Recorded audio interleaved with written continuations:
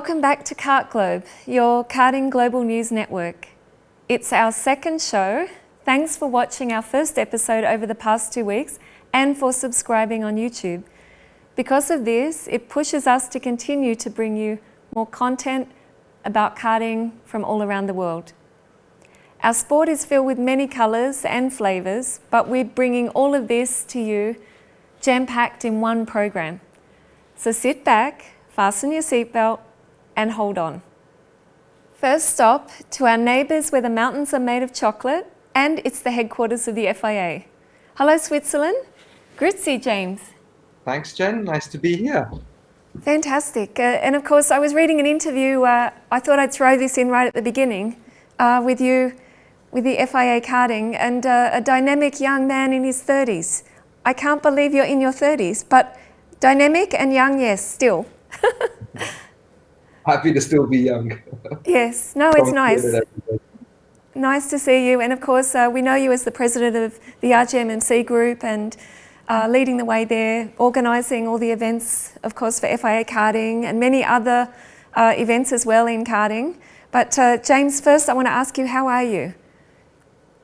I'm really well, actually. I can't complain, you know. Of course, the situation we're in is not the best with the COVID, but it is what it is, and we have to make the best out of it. But it's, on one sense, it's really nice for us all in motorsport to spend some time with our families. It's a rare occasion to be there for family things.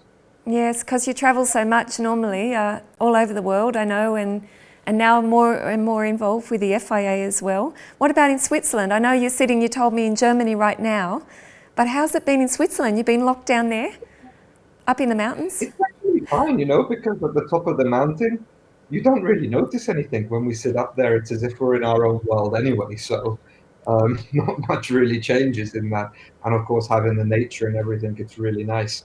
So yeah, it's been really great, you know, teaching my daughter how to ride a bicycle outside in the country. Yeah. It's been quite nice. Yeah, nice, very nice. And of course for RGMMC, a little bit of a change. I know everybody's sort of spread all over the place, all over Europe and the UK there from the team. But how has this affected you guys as a business and also in the role that you have? I think everyone in our line of business with the events, you're at a halt, so you just completely stop. But then after this all happened, and I think after a few days, we realized this isn't going to go away anytime soon. So we need to use the time wisely, you know. You just can't sit and say, okay, I'm going to wait. So we really tried to use the time and develop new products and develop new ideas and just all those little jobs that we keep putting off the side, you know. I think every organizer or even race team, everyone has always things, oh, I want to do this, I want to do that, but we never have time, so you always put it away. So I just try to really use this time to be productive. Yeah, it's good to hear, and I think a lot of people also have found things they didn't remember they had and cleaned out things, and I guess you've also been doing a little bit of that. But of course, as your daughter grows up, as you said, Sophia, that's been keeping you busy as well, not only the RGMMC stuff, but that's another question I wanted to ask you. What's your take on the esports thing? Because everybody's been playing online. Are you also into the esports, or you don't have any time for this now? Yeah, you know me, I love all the technology and all the gadgets and toys. So I think it's really cool. And I think now it's a little bit that fashion stage where everyone's running to esports. But I think in the long term, there's definitely a place for it. And I think really the esports is its own market. And I think it's something really cool. And it's a good way that we can use to promote people into motorsport and into karting who don't have the budgets to race. But for sure, I think esports has a very, very important place in the market to play, and hopefully that will be developed better in the future. Okay, that's interesting, because my next question was actually, do you believe it's going to be a good thing for karting and for motorsport? You know, now also with drivers being able to go into that next level of motorsport so young, of course, and the budget and everything else, that was going to be my question. So it's interesting, but as we said, young, dynamic, and of course thinking like this, I know you're really into the technology. Having known you for quite a few years, it's always your thing that you are right into this, and I guess it's going to make now, after this situation, it is a bit of a trend. It's going to make it easy for people to also see how much fun racing can be, even if you can't be on track. No, absolutely.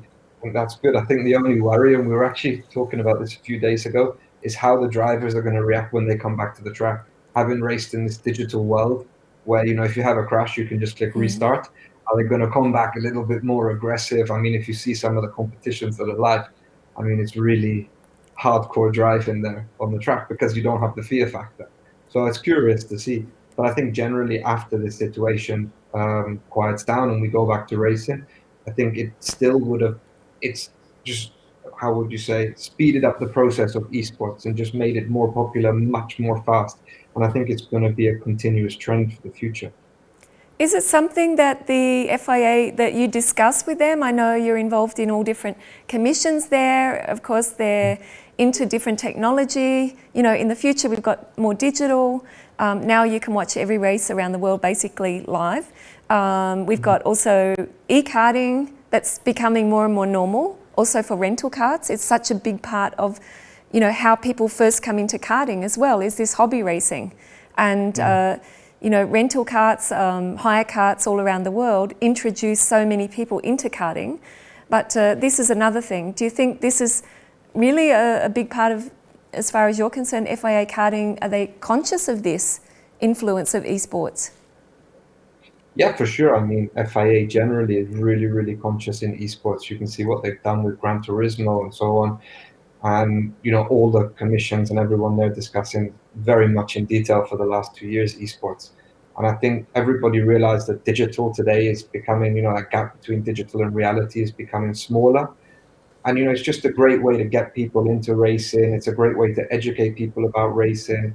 And it's just a general great marketing tool as well, So I think that the future will definitely have a digital category.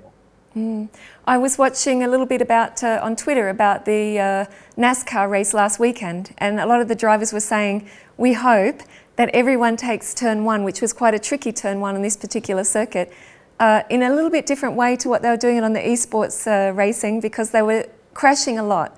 But in the end, I guess they had fun, and it was a good time, and they got back to reality very quickly once they were back in the car, but without practice. The cost is another thing. Do you think it's going to mean we lose drivers from karting now? Is this going to be something that you're also considering, when I can buy a great setup for esport and I don't have to travel, I don't have this, maybe bigger budget that I need to find anymore? Do you think this is going to take people out of the sport at all?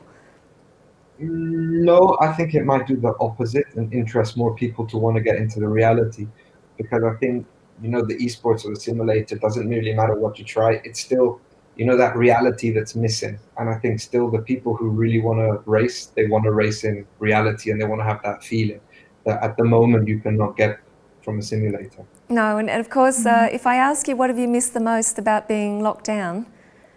What have you missed the most about your job? Just the general, I think most of us have grown up in racing since we were really young. So for me, from 6 years old, always on racetracks and things, it's just I think it's made me realize how much I really love the sport and the racing and the atmosphere. I was talking to so many of the friends and guys who are mechanics or drivers and team guys.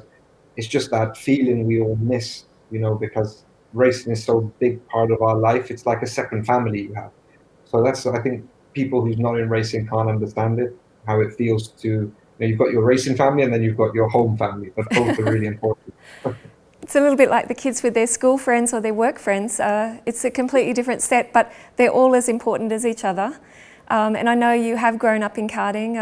I remember your mum telling me, Lynn, that you'd be on the track, she'd be cooking, there'd be all the kids there. Like you've really come right through this. You also had your own race team, business, now you've worked with so many different areas, I guess, of karting, and it's an important thing. But as you said, that's what you're missing.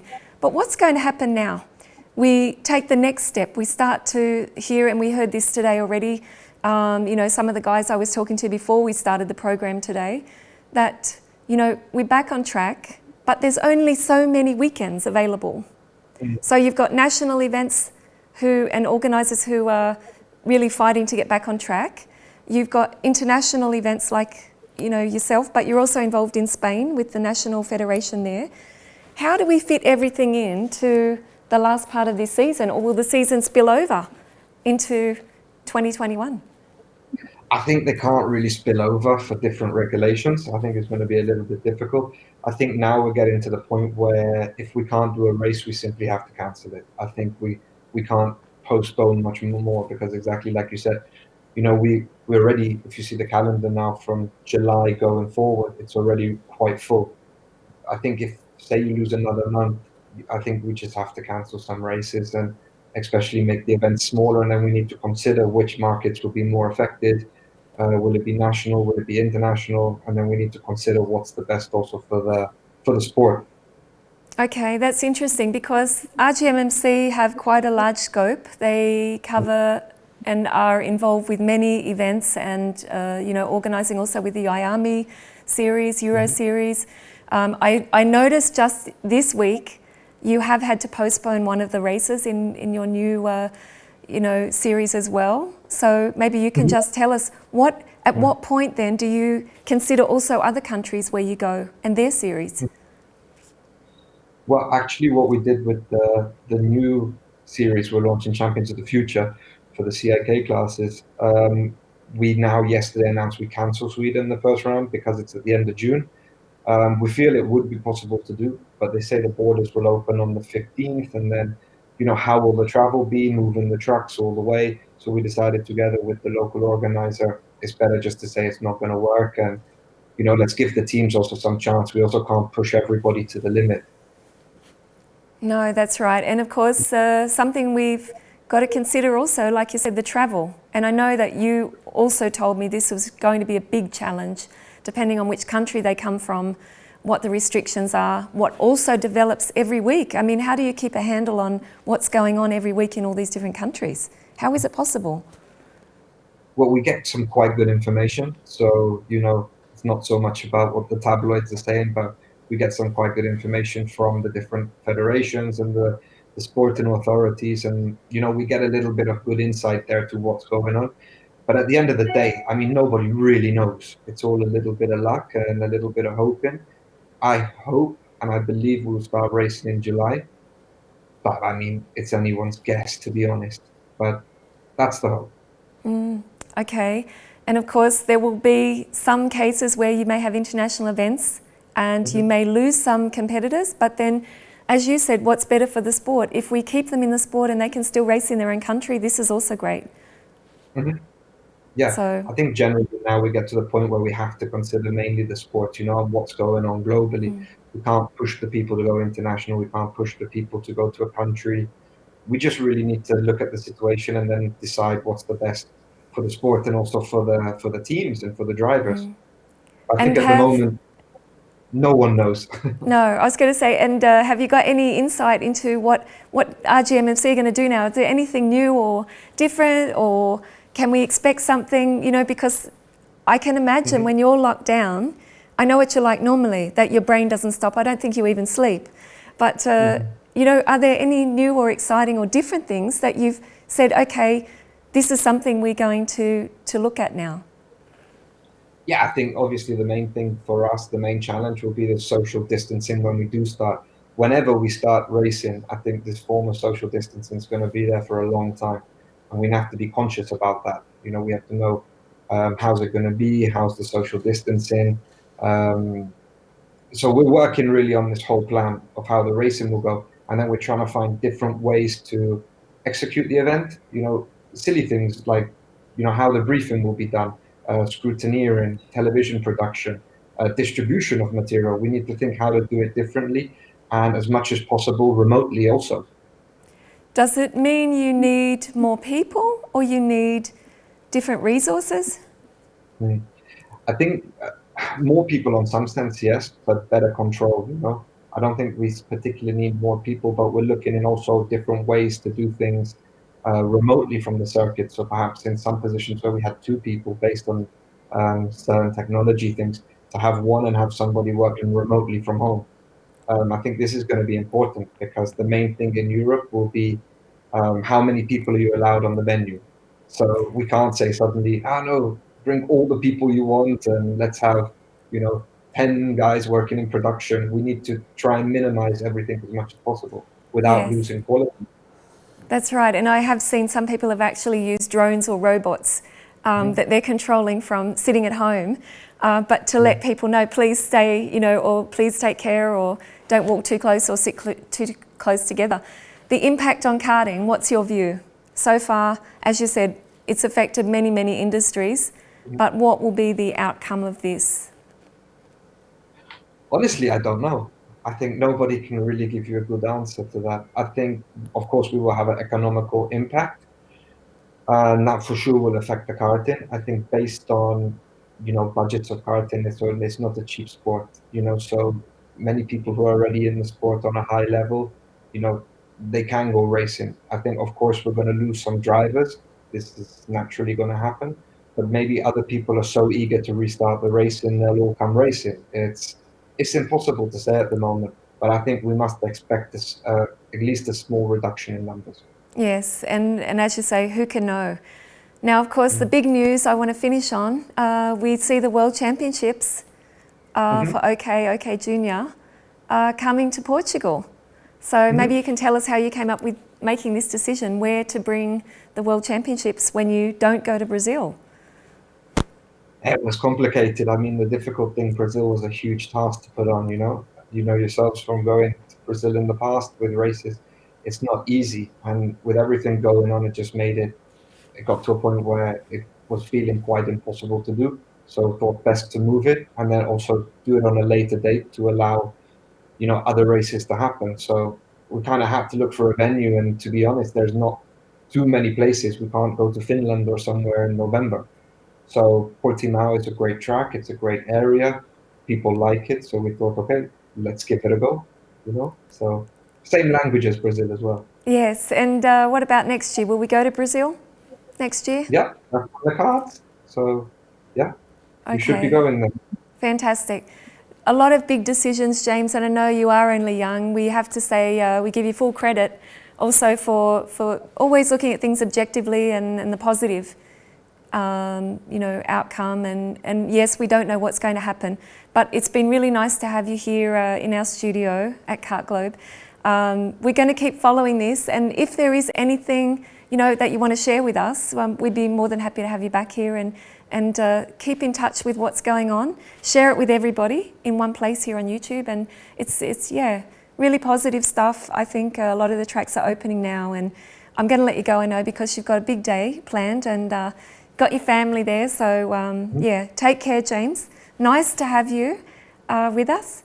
Is there anything else you'd like to add, or like to say hi to your family while you...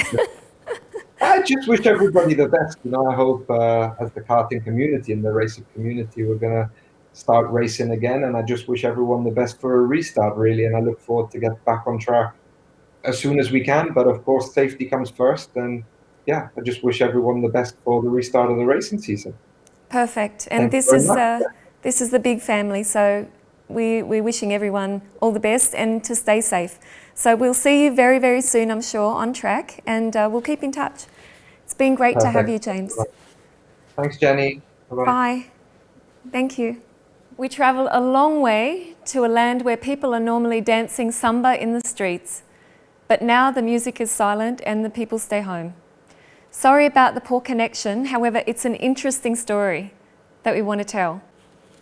Hello, Brazil. Hi, Vitória. Vitória Drehmer, all the way from Brazil. How are you? Hello, Jane. I'm fine. Going with all the situation. Me and my parents are working from home, but this is for us because our office is at home. So the only difference now is that we aren't traveling for any karting race. And I am studying from home too, having classes online because all the schools and colleges are closed here.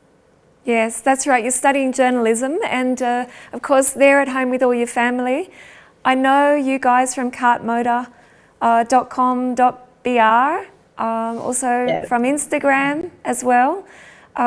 All these years your dad has been writing and telling the story about Brazilian karting. He's a big motorsport fan. I know I've seen great photos of him over the years, and we've crossed paths. Sometimes we were in Brazil for a race in 2018 and you were there. So I'm really happy to hear that everyone's okay, and of course you can still study at home, which is good. Very good. Yes, what about for good. karting? What's happening now in Brazil? So here it's all closed. We are not having races from over 2 months ago. Only some racetracks are open to training, but following the security system. And our Brazilian championship, it's our better and bigger championship, always happen in July, but with the pandemic, it's postponed to December. And we also have American South America Championship, Yes. and it will be in September. Only the two championships is scheduled for now. We also, the championship Sikfia, it was scheduled to happen in Brazil this year, but with the it was postponed to next. Okay, so we've got to be watching kartmotor.com.br and also on YouTube, Kartmotor, to see these great interviews. What a great initiative as well for the drivers to do this and to help, you know, put together some support for the mechanics who obviously don't have the work at the moment. You know, this is the other side of it, isn't it? Everyone wants to go back on track and drive, but it's really more than just about competitors or just about racing. Yes, the community in karting, sometimes it looks like we are not together, but in this time, in this situation, we can see that we are together, that we can help each other, right? Yes, and we don't know, like you say, some championships are already transferred from July to the end of the year in December. We don't necessarily know how it's going to unfold. But what about you? When you think, okay, I'm a young person, I'm studying, how do you see this impact now on also Brazil and the generation, not only for racing, but also what's the next step now? What do you do so this doesn't happen? So we don't know yet because it's coming, but here it's all closed. We are in a very hard situation. Yay, we had 1,000 of deaths in one day. So it's really hard here. Brazil, the third country with more cases of coronavirus in the world. So it's really difficult because in the next semester, I don't know if I will have classes online or presential. So we are waiting. Me and my family, we are really thinking that people can stay at home, with this. So it's so hard, and we expect to be better now for the next moments. I'm sure it will be better, and we've seen this already. You know, we spoke also to our Italian friends from Vroom Kart magazine. We've also contacted Pawel, which is a friend of yours also from Polski karting in Poland. They really closed the borders and they shut everything down quickly. So all we can do is say, you know, stay positive and keep thinking like this, that everything will be okay. It's difficult. Keep sharing the message to the karting community. Everybody's watching, and we'll all be watching now, I guess, more interviews with your dad, Erno, over the next weeks. I'm sure he'll still be doing this. But especially, it's been great to have you here, Vitória. We're going to send our love also all the way from Austria, because things are starting to open up here. We can go back on track and drive now. You know, and I'm sure in a very short time there will be races in June. So keep watching us as a good example. Stay positive, and yeah, we really appreciate all your time and effort to share the news, but we know how difficult it is, so make sure you stay safe, and also for the karting community. We will be there anyway watching next year the FIA Karting World Championships in Brazil. Think about that, and they've got one more year to get ready for that. So thank you very much for sharing what's happening in the status. Thank you very much for the invitation. It was so nice. It was nice for Brazil. Yay, something for karting, and the kart motor apologize this. Thank you very much. All right, we'll talk to you soon. Stay safe. Bye-bye. Stay safe Bye. and stay at home. Bye. Thank you. We stay on the same longitude and go north. Hello, Canada. Rob Howden, how are you? I'm good, Jen. How are you doing today? Yes, I'm doing really well. Thank you. What's happening over there? Well, to be honest, things are actually starting to open up a little bit. As I think last time we talked, I let you know that there are a number of parts of the country in the U.S. that have opened up. There are some parts that are still, of course, pretty locked down, where the COVID-19 virus has been more, rampant. New York, New Jersey, Illinois is locked down still pretty much. Michigan as well. They're not allowed to do anything. But for the most part, a lot of parts of the country are opening up. We're seeing kart tracks opening for kart owner practice. Even some rental kart facilities starting to open up as well. We're also seeing some races happening. I talked about the events at Newcastle Motorsports Park in Indiana. They've been able to have a couple of races. There was a race last weekend in Phoenix, Arizona, a race up in Portland, Oregon as well. So we are starting to see some racing kind of open up a little bit, which is actually pretty promising. Yeah, this is great news. I think you guys have more going on there than anywhere else in the world, even in Europe. It's not quite as advanced there. But for you guys personally, I know you're not traveling so much, you're doing a lot of the esports and everything. When do you think you'll be back on track? Well, personally myself, I'm hoping to maybe get some laps on a kart next week. Here in Ontario, in Canada, one of the provinces in Canada, we've just entered phase 1, and car and motorcycle racing facilities are part of that. So the tracks here are taking a more cautious approach to it. They're not just opening wide up. There's actually a soft opening at a couple of the tracks later on this week on Friday. I expect to see, for kart owners again, no events yet up here in Ontario, but the track's going to start opening up. People will get a chance at least to get onto the racetrack, of course, with all the social distancing, because all the organizations, whether it be in the U.S. or Canada, have come up with, of course, the list of precautions, how to handle things, social distancing, wearing masks, that kind of stuff. So for myself personally, I hope to get back behind the wheel next week just to turn some laps, just to try to get a little more normalcy in my own life. Get your head back around that instead of the virtual world that you've been living in.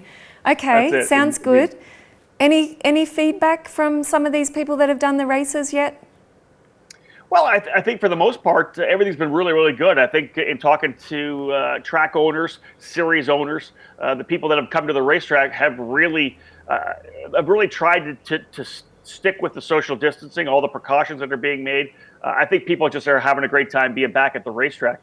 One thing we're definitely seeing is I think people are starting to get a little anxious about when series are going to start getting rolling, actually the major series. Because really what we're seeing now is more clubs getting going, tracks opening up for just owner practice, so just practice and testing, a couple of club races here and there, but none of the really big major regional series, or of course national series as well. Superkarts USA, of course, the Pro Tour, the biggest national series we have in the country. They've put everything into August. They're going to do back-to-back weekends at Newcastle Motorsports Park the week before the Indianapolis 500. That'll be their kind of place to try to get the Pro Tour jammed in. They're going to do 2 triple-header weekends. So it was supposed to be 6 races over 3 weekends. Now 6 over just the 2 weekends in Indiana. The other programs, the California Rock Challenge is having a race now in Arizona because they're more opened up than California is. So that race will happen in Phoenix in the middle of June. And we're seeing a lot of regional series kind of try to look at that mid-June to get themselves rolling again. And otherwise, I think the feedback, Jen's, been really good. I think people are happy to get back at the racetrack. I think most people that are maybe would be very cautious about potentially reopening are going to the track and making sure that we have social distancing. Trailers are separated by 10 feet, every other pit spot, that kind of thing. Otherwise, everybody's doing a pretty good job, I think. Yeah, they're doing a great job. It's a strange time, but it's very good news to hear. We'll be also following on ekartingnews.com the latest, what's happening. We've seen some great interviews and it's really informative communication out to the karting community. So thanks for that also. It keeps me up to date. And thanks for your time, Rob. I know you're really super busy, but have a great day and we'll stay in touch in any case. Good luck to everyone that's back on track there. It's going to be jam-packed, isn't it? But yeah, it's it is. Great. I think that once we get going racing, people are going to be jamming on top of each other. Hopefully everybody will be all right with that because we're going to use every possible weekend we can. But always a pleasure to talk to you guys at Kart Globe. And anytime you want to chat, I'm available. Thank you so much. And we'll be watching. Ciao from Kart Globe. Thanks very much. Thanks, Rob. We continue along the same latitude across to sunny Finland. Hello, Aka. Hi, Mikko. Mikko, Laine, what are you doing? They're in Finland. You're outside. Yeah, hi. I'm sitting here at the balcony and enjoying the sunny day which we have. It's about 12 degrees Celsius at the moment, so it's quite enjoyable. Nice. Early summer day for us. You've got a t-shirt on as well. Yeah, we try to enjoy every day. The other people might be wearing winter jackets in other countries. Yes, well, here in Austria, you can see in my studio, it's a little bit overcast today, not so warm, but close to 20 degrees. So, yeah, nice to see you. Of course, I know you've been in Sweden recently, and I was reading about, you know, the latest news in Vroom Kart magazine from Simone there. He was talking about this event. Now, this is something different. Obviously, we have no racing at the moment in Europe, and I think you guys kicked it off in Sweden, of all places. Yeah, to come up with a new concept, because they had this kind of gathering limit for people, which was 50 in Sweden as well, and we thought that organizing an event with just 50 people, it means like 25 drivers, 25 mechanics. That wouldn't be any way possible financially, so we came up with a new kind of timetable, which practically meant that we did half a day for each category. So we could do during Saturday and Sunday, we could do 4 categories. So the maximum would have been 100 drivers. And we thought that, okay, we divide the paddock to different kind of regions, which are not actually in touch with each other. So they were separated. So we could overcome this kind of people limit.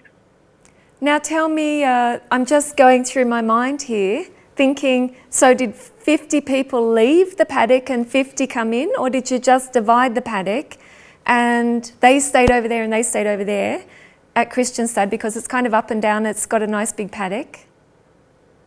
Yeah, we were lucky in that sense that the paddock was really big there, so it's easy to arrange. But let's say you were in the morning category, you were allowed to come to the paddock 1 hour before your session starts, and then you do 4.5 hours, you do racing, and then you have 1 hour to leave the paddock. So the overlap was more or less half an hour for the 2 categories that were there at the same time. And at that point, nobody's allowed to like shake hands or hug each other and say, how are you, or? No, we gave all the mechanics and drivers face masks that they have to wear in the paddock area, not only in the park premier, but everywhere in the event area they had to use the face masks, and it was quite obvious for people how to behave there. Of course, we gave instructions about the social distancing and everything, say that you should keep like minimum 2.5 meter distance, but like minimum 1 meter to other people. And I think people understood why we do it and respected the special rules. And I think it went really well, and the feedback was super positive. I can imagine. I was reading also little Scotty Lindblom, who won the mini class, was saying it was so great to be back out there with friends and to be driving, not just on the simulator, but in person. So I can imagine they were like smiling ear to ear, all the people. Yeah, unfortunately we couldn't see the smile now, because most of the time they use the mask, but for sure everybody was super happy to be back at track, and I'm really happy for everybody who contributed towards the project, because we actually started planning the event just 2.5 weeks before the event, and we worked hard to get all the permissions from authorities and federations and everything. So. And tell me, who was behind this idea? When you say we worked hard, was this from the community of karting? Was it from businesses? Was it from Kristianstad, the club, or who came up, with this idea? Basically, the original idea came from Sweden. It was Kenneth Hildebrand, a good friend of mine. We started working together in that sense that we played with the idea and thought how we can practically organize the event. And of course, we worked together with a company in Sweden called Matsudo Performance, and they are the IAME, Birra Art, Tillerson dealers there in Sweden, and they thought that, okay, we want to support the sport somehow. It makes no sense basically to organize this kind of events, but we have to support infrastructure of karting. So we have to make sure that the tracks, clubs, companies, dealers, factories, they all generate some kind of sales. So when this period is over, that we still have basically the infrastructure that we need to support the sport and all the clients. But basically, it was myself, then Kenneth Hildebrand, and the Matsudo as a company that were behind this event, together with the Christians at Karting Club. Yes, well, I know you guys are, well, I'd say now you are the next generation. You know, we were speaking with James Geidel from RGMMC, and I remember years and years ago, also with KART-DATA, when we were doing live stream and everything. We've been at Rotax events as well, and yourself and Kenneth have been on the highest step of the podium at world level. You are now business people. You were involved, I know yourself, with IAMI in Finland and race series. He's also, I met up with Kenneth earlier this year in Oman, believe it or not, at a race, the MENA. And the guys from Birrell. So all these people putting everything together, all the resources, helping the community, also the karting community, the businesses. It's really, really an important point, I guess, that comes out of this first, not only for everybody to get on track, but also what comes out of, you know, this first event as a good example of what you can do. Really, really good. And of course we don't need to reinvent the whole wheel every time. So we take bits and pieces from different kind of series. And for example, Kenneth and myself, we have been traveling around the world with different karting events. So we have seen what is good, what is bad, and make some kind of combination of those things to make it maybe a little bit more enjoyable in some sense. But because we had to do quite special timetables for this race, we actually noticed that there might be need in this sport to make this kind of special events also in the future, because people spend now only half a day at the track and they had the rest of the weekend to spend with the family or something. And it's kind of a lightweight competition, if we could call it like that. Yeah, what a great idea. What would that be like, I wonder, having some time with your family and not spend the whole weekend on the track, but you can still have all the different classes that you need and you have a schedule. It's already like this in some parts of America. I know. I was at a race and I'm like, where's everybody going? And they're like, oh, we're going to have a barbecue and some beers. We're finished for the day. We see you tomorrow. And some came back the next day for another class and others just went home after they had their barbecue and beers. So it's a great idea. So out of something like this, you've taken a new opportunity, perhaps, like you say, it gives you some food for thought for the future. Yeah, for sure. And if you think about the sport as a whole, the big picture, we have very good high-level competition around the world, and sometimes we might forget the hobby level, and that might be the easiest way of increasing the number of drivers in the sport, because that's the biggest challenge we have globally, that the number of drivers has been decreasing all the time. It's partially because of the cost, but also for other things. But these kind of light events might also do really good work with the promotion of the sport. Yeah, fantastic. It's going to help on the cost level as well, without having to spend perhaps so many days there. And of course, the highest level, talking about James Geidel again from RGMMC with FIA Karting, is at the top of that pyramid, is the smallest, but without the base, as you say, bringing people into the sport, and this has been a challenge for some years now as things get more expensive. So it's really been a great initiative. I'm so happy to see you, one, and two, that you had a great event together with Kenneth and everybody there that was behind this. So really nice to hear. And of course, what's the next event now? When are you going racing again? Do you know? Yeah, I know quite accurately. So it's a little bit different situation here in different countries, as they have handled the corona situation a little bit differently.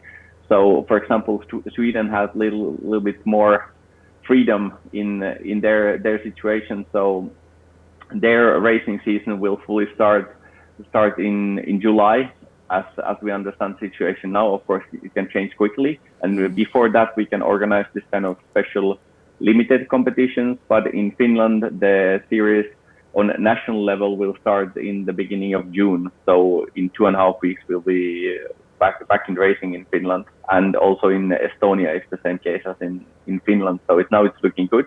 But here the official Finnish championship with the CIK categories. They will start in August. So that's the timeline we have here in the Northern Europe. Okay, and when do we have to finish in Northern Europe? Because it was snowing there last week, like we had a little bit of snow here in the mountains. When do you have the time frame now to get all the races finished? Finished, that was a joke. Basically yeah. We will finish all the races before the end of September, basically. Wow. In Central Europe, you can still do racing in October, November, but for us, it's very heavy rain after mid-September, usually. Okay. Well, it's all good news anyway. So we will see you, well, we'll be watching the racing on live stream, and we'll catch up maybe in the next few weeks and see what you're up to, what's happening, how it's going, and we will see you in Central Europe then in October, November for some racing. Yeah, hopefully it's a big question mark what will happen to international karting. Maybe this year the focus a little bit more on national level, obviously, but hopefully towards the end of the year we will have some good international events. So yes, it will be great. Thank you, Mikko. Laine. Nice to have you all the way from Finland. We sail down the Baltic Sea where we find a little karting cafe. And hello, Poland.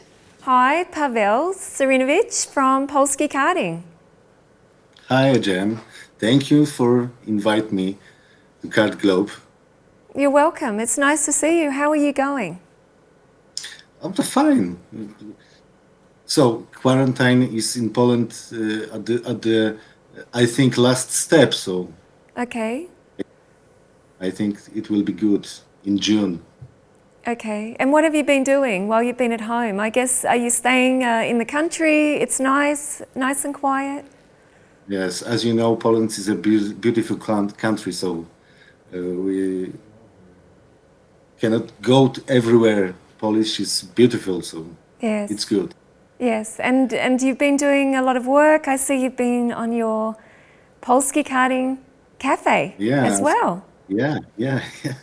It was 35, I think, now, conversations in Karting Cafe. It's good. You're enjoying that then. And tell me a little bit about the cafe and the karting magazine. What's happening now? I want to tell about the situation in Poland. We are now in a third phase of quarantine release. Polish Sport Minister Mrs. Danuta Dmowska-Andrzejuk announced that on May 18th, so last Monday, she introduced another relaxation of Polish sport, and this is also applies to karting because since last Monday, in all tracks there can be 14 drivers on each track. Previously, it was only 6, so karters can train, but unfortunately, the competition cannot yet take place in Poland because all events over 50 people are prohibited. When will be the start of season? This question that we don't have answer yet. It is said that it will be in June because Polish government plans to open all activities in June. So I think it will be in June. Polish lockdown has been going since mid of March. Poland was one of the first countries to close its borders, and this fact was crucial for the context of the Rotax CE Bonus Cup competition in Bruck, Austria, because then all Polish drivers returned home from Austria, withdrew from the competition, and there was only one driver, Juliusz Ociepa, who, as we remember, won the Micromax category. So the karting season in Poland was to begin at end of March. Then the first round of Rotax Max Challenge was to take place. the Rock Cup Poland series was to start in April, because as you know, in Poland is two leading karting cup series, but of course the most important cycle in the Poland is the Polish karting championships, which is scheduled for 3 racing weekends this year. And this is a curiosity because one of the rounds of Polish karting championships was take to place in Czech Republic at the steel ring. But the head of karting community, Paweł Pęcak, decided that would be transferred to Poland. I spoke to him in Karting Cafe, and he confirmed that information very clearly. The point is for all Polish competition this season to be played in Poland at Polish tracks. It is not yet known at which track will be this racing weekend, but it is said that maybe it will be in Słomczyn, which is where we recently met when you were the Polish karting products. It's a very, very nice circuit, Słomczyn. Not so far from Warsaw. It's really nice. Yes, but interesting situation is in the Baltic states because Lithuania, Latvia, and Estonia opened their borders a few days ago and practically gave up the quarantine. It was a signal for the karting promoters in Baltic states who reacted very quickly and announced a new karting calendar, which will start at end of May. So in Latvia, Lithuania, and Estonia, season starts at end of May, I think. Yeah. They did react very quickly. They react very quickly. But during this time of quarantine, many Polish drivers, as we know, joined to virtual simulation series around the world. Yes. Also the road racing challenge. We had several Polish representatives, including Adrian Czuchaj and Jerzy Glatz, who took place in the top 20. So, yes. I did actually see one of the drivers on the cafe. Of course, I can't understand Polish, so it makes it a bit difficult, but it looked like fun. And the virtual racing is really crazy. We were talking about this also, the esports 2 weeks ago, and it's a major discussion now. What will happen? Will it continue? Will they still keep doing it for fun? Will people leave karting? Will we get more people in karting? All these questions. For Polish karting, this time there was an impulse for action. We have 45 conversations with drivers, karting people in Poland at Karting Cafe, which everyone can watch on the YouTube. Polish karting YouTube, Facebook. Yeah, there are also conversations in English. So okay. We talked about quarantine in a time when we were in, but also about the history of karting, of racing, plans for the future, and I think this conversation will be a very nice memory of the time of quarantine. Yes. I also think that that closing time is a very important thing to us as journalists, because we have a real mission over the last 2 months to inform about the situation, to keep the whole karting community up to date. I took this task very seriously, and I had a lot of feedback from readers, because Polish Karting website magazine was read about 200,000 people from around the world. Incredible. Yeah. So it is very important to write about karting, to remember events, write about drivers, and inform everyone about the situation. And I invite you all to polskikarting.pl, where you can follow events about Thank Poland, you. about this. Thank you very Thank you. much. And of course, we're happy that you accepted our invitation to come to Kart Globe today. You know, we've been talking a little bit about this, and of course, it's an important time, as you say, to communicate with each other and to keep people feeling positive and yeah, just talk about all those different things that they love about karting. And of course, you took the stand and did it. And now, of course, we've got you here, and it's also nice that you also invite everybody to join you at the Polski Karting Kart Cafe. So very nice, and great to talk to you, Pawel. Now, I believe there will be more developments, obviously, in Poland. It's a big country. There's lots of people that want to go racing. Do you think we should catch up again in the next couple of weeks and we can see what's happened, how this develops? Of course, Yeah. no problem. Okay, will be fantastic. All right, so thank you very much. Nice to see you. Say hi to everyone there in Poland, and we'll be watching the cafe. But more importantly, nice to see that you're safe and well and healthy. And this is the message I think everyone needs to continue now when they start to go out on track as well. Thank you very much. Okay, thank you. Bye. Bye. We cross the border and say Servus to Germany. Servus, Jenny. Yeah, hello. It's fine. Hopefully you are also fine. And yeah, 2 weeks left and a lot of changes in the world. Yes, a lot of changes. Of course, not only are you running kartmagazine.de, but you're also the press officer for the DKM. And there's news and changes happening all the time, which we'll talk about.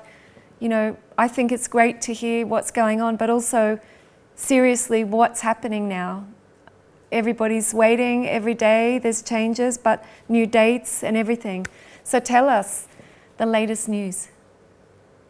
Yeah, I think 2 weeks ago when we had the first chat, we talked about that some tracks are starting to open, and now I think all the tracks in Germany are nearly opened, but with different rules. And on one track, it's allowed to drive with 100 karts per day. On another track, it's only allowed to drive with 20 karts per day. But the good news is that most of the tracks are open and the drivers can start to test, and the teams also. So that is something good.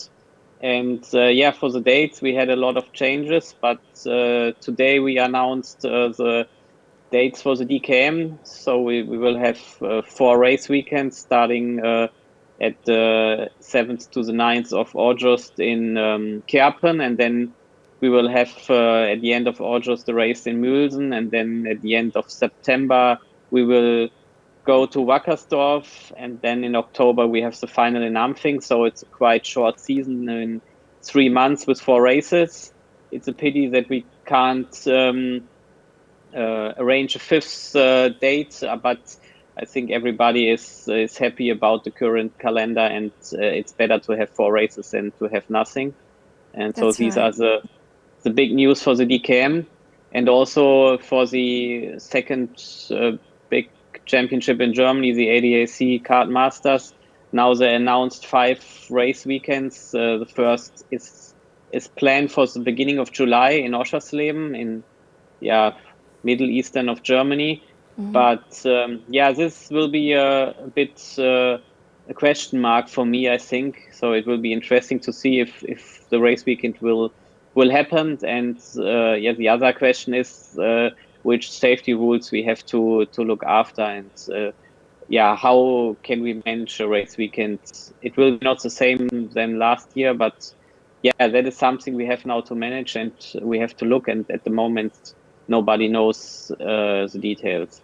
No, nobody knows. And as we travel around the world at Kart Globe, we're hearing all different things about how they manage that. And it really does depend on the regulations, the local council, the federations, the circuits, the manpower, the resources, the costs, all these different factors that have only just started to come into play. Yeah, there are a lot of different factors, and at the end, to get approval for a race, the city where the racetrack is located have to approve all the rules and have to be fine with that, and that is the last step. And if they do not give the approval, you can't do a race. So Now we have calendars, we have race dates, we have weekends, so people have the chance to do a planning. But yeah, it will be also tough to manage all these races. So we have to wait, and we have to wait for the first races and what will happen. I think everybody has to learn, everybody has to arrange with these. But now all the people are quite confident and happy that they can start to drive in real on the racetrack and not only virtual at home. So that is a good step in the future. And now we have to look what happens. So they opened the restriction quite fast for me in the last week. So everything was closed from 100 to 0. And now they started to open everything quite fast. So hopefully we will not have to go back if something happened. At the moment, the figures in Germany looks quite good. So we have not a lot of new infections, but you don't know what happens in the next weeks and months, or weeks. I think not months, but yeah, we will see what happened. What about the travel situation? Because that was one point you brought up when we spoke 2 weeks ago. The challenges will come, for example, like the DKM, that people need to travel from other countries, which also depends on their government, their regulations, and what happens in the meantime in different places. At the moment, we have the European-wide travel ban until the 14th of June. So during this time, it's quite difficult to travel. But now I heard that some people are planning to go by end of May to Lonato for some tests from Germany. But I don't know how they will manage it and if it will work, because at the moment I heard that only Italian licensed drivers are allowed to drive on the tracks. And if somebody from Germany are coming, so he has not an Italian license. But yeah, as I said, until the 14th of June, we have the travel ban in Europe. But what I now heard from the politics are that they want to stop it then, so mid of June, and then there should be a chance to travel. But today I talked with a guy from Poland, not regarding the karting, but another business stuff, and he said they do not know when they can travel, and when they travel now, when they come back, they have to go in quarantine for 2 weeks.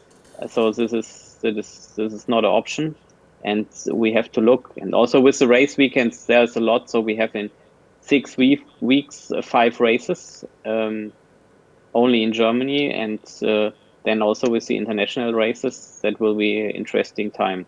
It will be an interesting time. It could be also a little confusing, I suppose, for a lot of people if they do travel, for example, to Italy or somewhere, and they can't go on the track.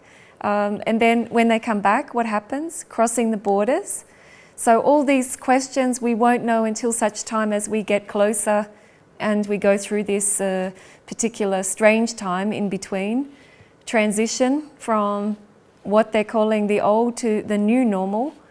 It will be interesting. And also, as you say, all the races really squashed into less time, and also many of them will overlap with others. So this will be the next thing. But we will see. The esports, of course, you've been having a little bit of a play with that on kartmagazine.de. We've been watching. So let's hope that the brain switches on and knows that this is real when they're back on the track, and not that I can just go back and push reset and start again. I think for the drivers, it's quite clear that when they go back to karting, it's real and not virtual. But yesterday we had our final with the mini drivers from 8 to 12 years. And at the end, we had an interview with the winners, and everybody said that was a really experience for them. And also they could learn a lot of stuff they can need in reality, only to be more intelligent in the races, to be more concentrated. And I think that is something good also for the younger kids. And so at the end we could manage that they have a good time during the shutdown, and they learned something and they had fun, and also they got some new friends, what I heard, because we had drivers from different championships around Germany, and now they're playing together, and that is something good, and at the end it's positive. is very positive. So we're going to follow this story because I know we talked last time also about the race in Sweden, which we spoke to Mikko, Laine, and we'll have that also information as it unfolds with you about Germany and also the DKM. And then we'll see what happens. We won't know, like you say, nobody really knows, but we will keep following and we'll stay in touch with you. We'll be watching kartmagazine.de for the ticker and see, you know, what the latest updates are, and for sure there's lots more calendars coming out. So thank you very much, Björn, and I have to say a nice evening there in Germany. Looks like a nice afternoon, so enjoy. Next stop, Wales, and welcome back to the 20th century, out of his cave, Henry Beaudette. Hello to the UK. Hi Henry, and hello. Hi UK, everybody out there in the UK. How are you? We're very well, thank you. It's a nice sunny day here in South Wales, and yeah, it's looking a little bit cloudy in Austria, but Austria still looks beautiful. How are you? Yes, I'm good, and yes, it's a little bit cloudy today, a bit cooler. We've had some rain overnight, so don't have the sunshine we had yesterday, unfortunately, because I really wanted the sunshine to say, oh, look out my window, the back of my studio. Oh, who's that, Henry? Behind you? I can see somebody. I have no idea. I know it must be the British karting public rearing to get back into action. Really? Because on Friday this week there will be karts testing at a venue at Clay Pigeon Raceway. Wow. They're the first circuit to announce that they're open for testing. Now it's for license holders only, and they've got 10 spaces available on Friday. They've all been booked up, and there's going to be some it's obviously going to look very, very different indeed. But yeah, as of Friday this week, there are going to be karts at least at one circuit testing, and several other circuits have started to implement their rules as to when they're going to reopen. So we've got Clay Pigeon, which is in the south of England, host a round of the British Karting Championship. That's open Friday, Saturday, and Sunday. 10 spaces on Friday, 45 spaces on Saturday, and 45 spaces on Sunday. All have to be pre-booked remotely. There are some very strict rules about the amount of people that are allowed to come with you. Motorsport UK have issued their own specific karting guidelines for how karting events will look when we're allowed to go back racing, still provisionally on the 1st of July in England. That's in England. In Wales and Scotland and Northern Ireland, there are some there could be some slightly different rules. The rules that govern us in terms of lockdown and what we're allowed to do, things like that, they're different in Wales, Scotland, and Northern Ireland than they are to England. But hopefully by the 1st of July, everywhere in the country will be under the same set of regulations. So Wilton Mill in the centre of England, they are planning on reopening for owner-driver practice on the 1st of June. Mm-hmm. And still the 1st of July is when we potentially could see the start of organised racing. But interestingly, Jenny, I know that we've seen some events. I think Belgium had an event, Sweden had an event. There are some tracks in the UK that have reacted. I mean, Dunk as well, the Mansell Kart Club circuit owned by Nigel Mansell, which is geographically very close to Clay Pigeon Raceway. They said that at this time they don't feel it is the right time. They're not opening for practice. So it's still everyone's taking everyone's taking things. It's an individual circuit by circuit decision. Yes, it is, and of course the circuits have so much responsibility now. Really, the onus is put on them. Yes. So in the guidelines, I mean, Clay Pigeon have released quite a substantial set of rules and regulations. So you have to. Everyone has their temperature taken on the circuit as they enter the circuit with an infrared thermometer. If it's over a certain temperature, you have to go. You have to nominate a maximum of 2 people that you're bringing with you, so no more than 2 people can come with you. Ideally, from the same household. Obviously, if you have a mechanic from a different household, that's a different kettle of fish. But it's a driver plus a maximum of 2 people. No animals. no bikes, no pit bikes, no push bikes, no track walks. Drivers have to keep their helmets on from the time they leave their awning until the time they go back to their awning. So when they're coming to the paddock, they have to keep their helmets on. All mechanics have to wear PPE and masks at all times. There's no signing on. So all signing on is done remotely in advance, and that is for officials as well. There are some parts of scrutineering in terms of the helmets, the gloves, the overalls are done remotely. Things like upgrades aren't being done just yet unless there's a virtual way of doing it. And then the marshal posts. Marshal posts, a maximum of 2 people per marshal posts. You're not allowed to rotate marshals. Marshals have to sanitize all their flags before they go out, and then when they return their equipment, they have to sanitize them as well. If for endurance racing, the Motorsport UK guidelines have these. So if you're in an endurance racing series, pit stops are going to take longer because every driver has to sanitize their kart for 30 seconds after they get out, before the next driver gets in. So steering wheel, seats, pedals, everything that a driver touches while they're driving has to be sanitized before the next driver gets in for endurance racing. So it's going to look very, very different when we do go racing. Yes, and I guess when you say that, the pit stops will be a little bit longer. So it will go down in history as the longest pit stops, but also less track time. I'm imagining all the drivers walking around also with their helmets on the whole time, and all these different things. I mean, you need all the sanitizer. You have to do it properly. What if you don't do it properly? Is it a black flag or? Yes, you're banned. I don't know. Clay, I'm sort of focusing on Clay Pigeon. Have been the first circuit in the UK to say that they're going to go racing or go practicing rather. Okay. And so they've released the most comprehensive set of specific rules for their circuit. They've said that if you don't abide by the requirement for PPE, for social distancing, and for the safety aspects in terms of drivers, how they are worn in wearing their equipment around the paddock, then you'll be banned from the circuit, and that includes any British Championship meeting, any club championship meeting. So the penalties for not respecting these new regulations due to COVID-19 are quite severe, but that is from one circuit. Now, I would assume that every circuit would adopt the same very, very stringent, strict regulations. So the Motorsport UK, and for those of you who are interested, Motorsport UK have released these documents on their website, and there is a specific section for karting. Media and communications are going to be very, very different as well. Spectator areas at race meetings will be closed. People will have to watch, mechanics will have to watch from 2 meters apart.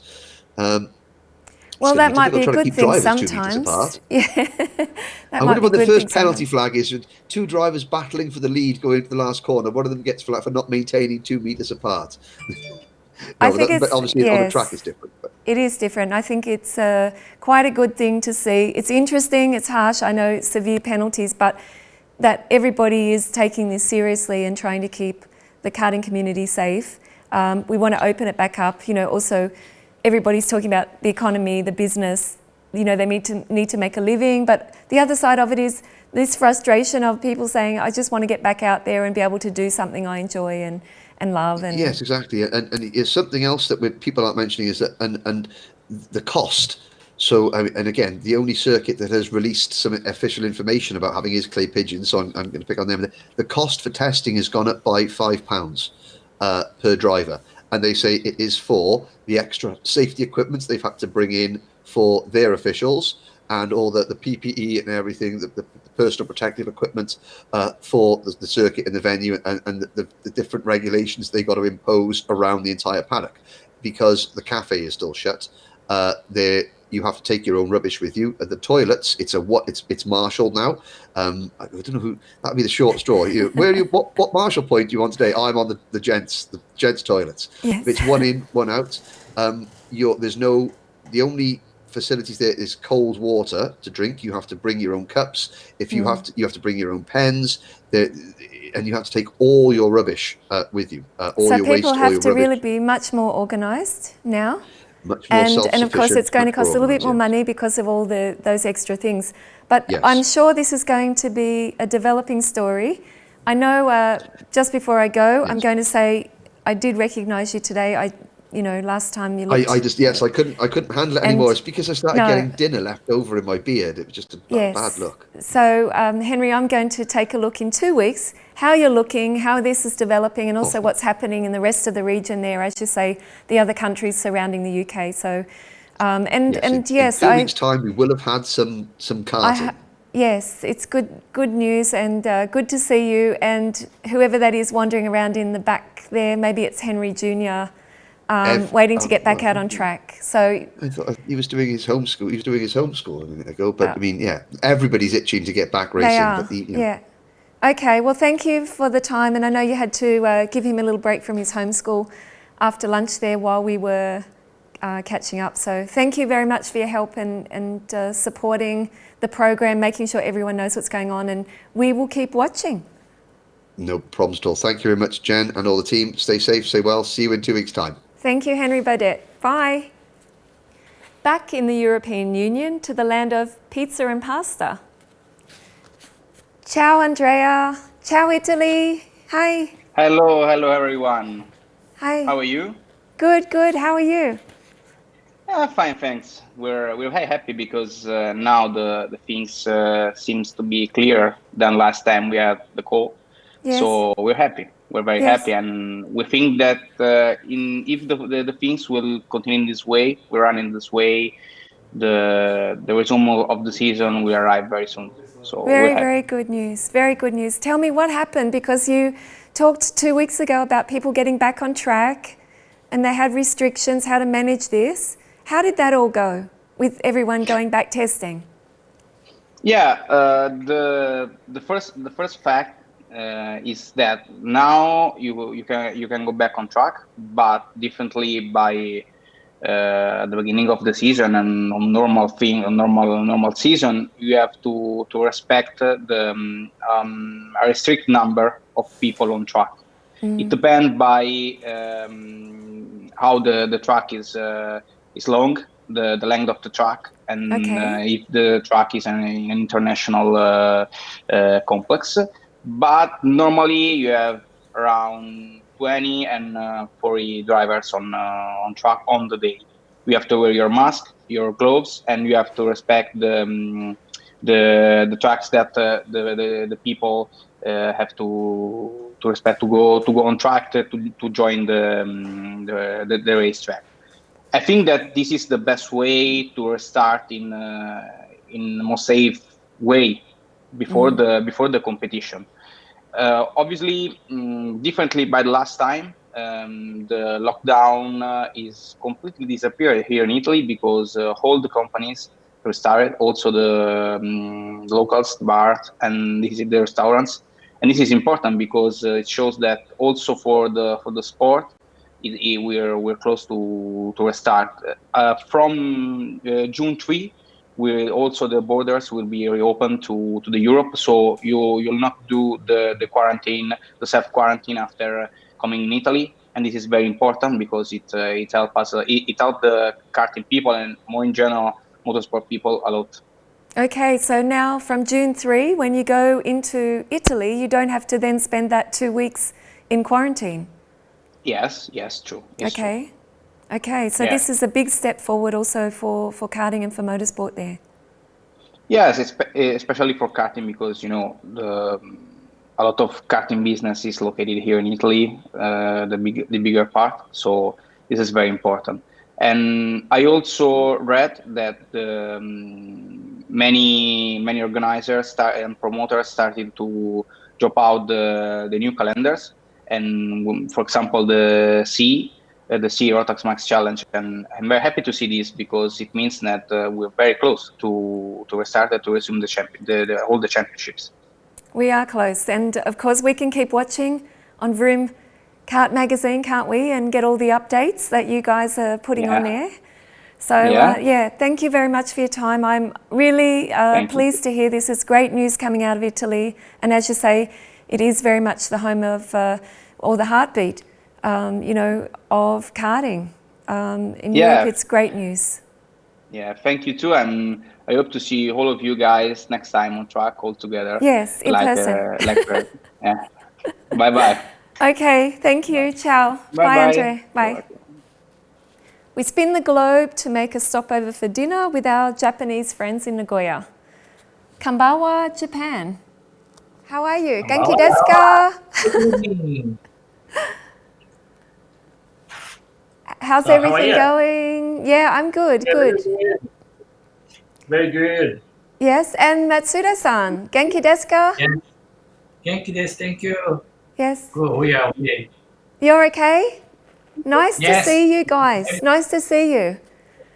I know we saw you last time 2 weeks ago, and Matsudo-san, you were planting rice, because I know at the festival in Mizunami I got some rice last time. You planted the rice.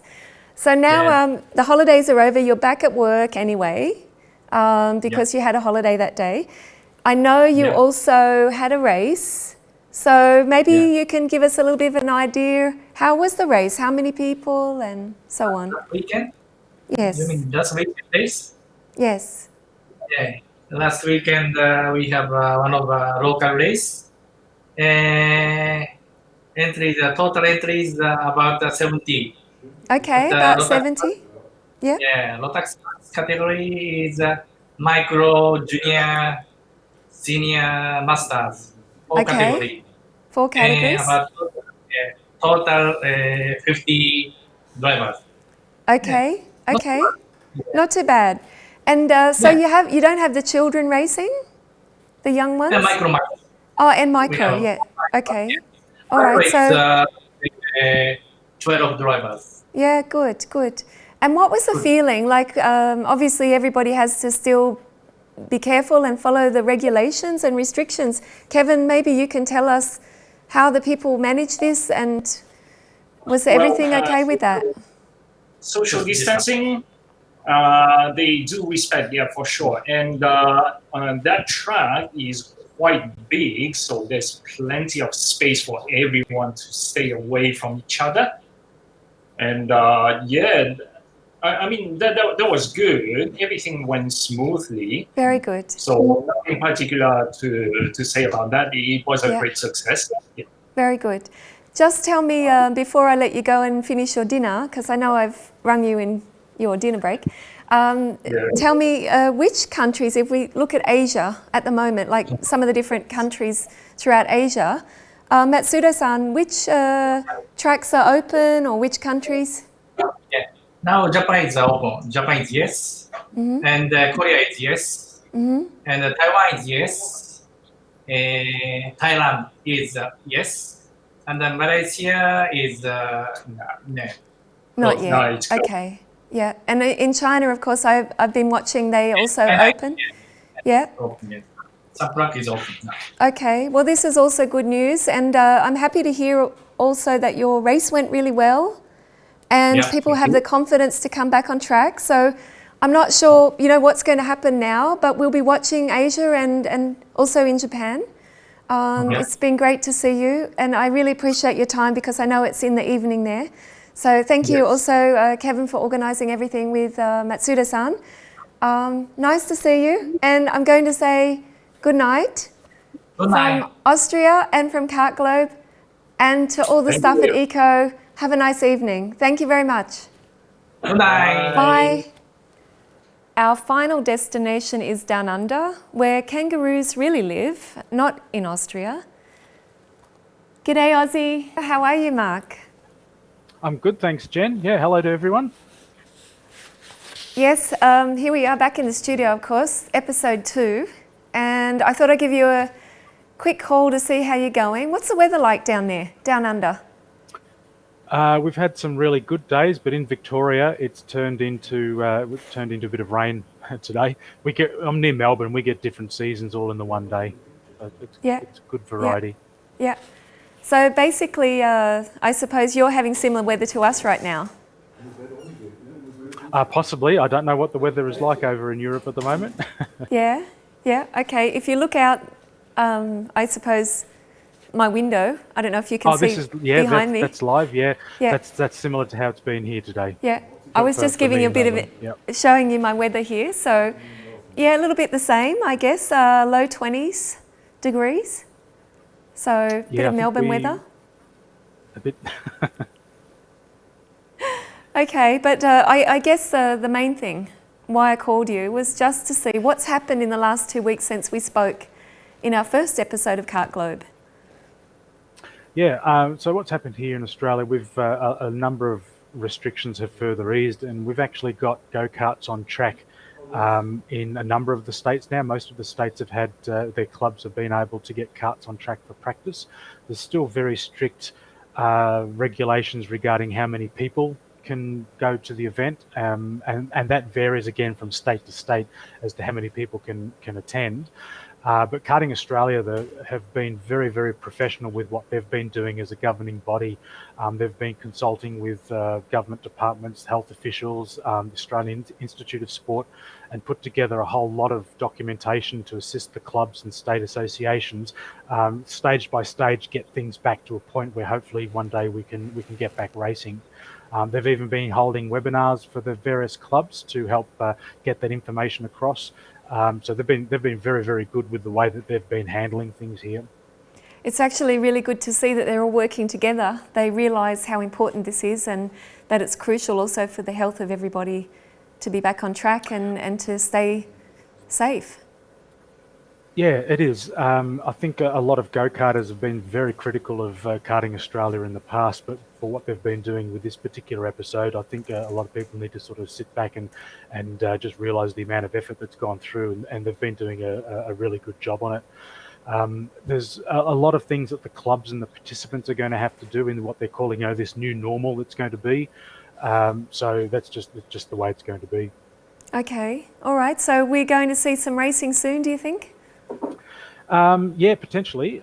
We've got again a bit of a weird situation in parts of Australia. In New South Wales, we've got Karting Australia New South Wales and also Karting New South Wales, two different bodies, and one of them have actually got some racing planned for the May 30-31 weekend. So that's what's that bit over a week and a half time.